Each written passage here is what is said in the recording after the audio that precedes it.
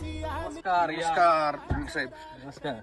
खरं तर तुमचा हा 2.5 एकर मध्ये विषमुक्त शेती आणि सेंद्रिय शेती रेसिड्यू फ्री फार्मिंग हा एक प्रोजेक्ट खूप भारी सगळीकडे चर्चा होते सोशल मीडियावर.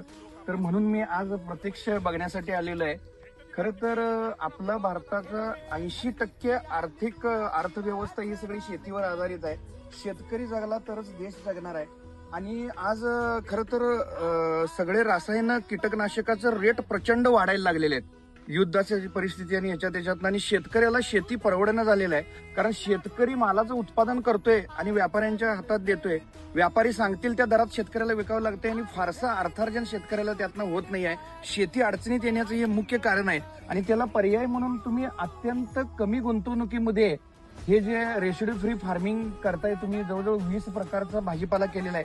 हे खरोखर सगळ्या शेतकऱ्यांनी येऊन इथं बघण्यासारखं आहे.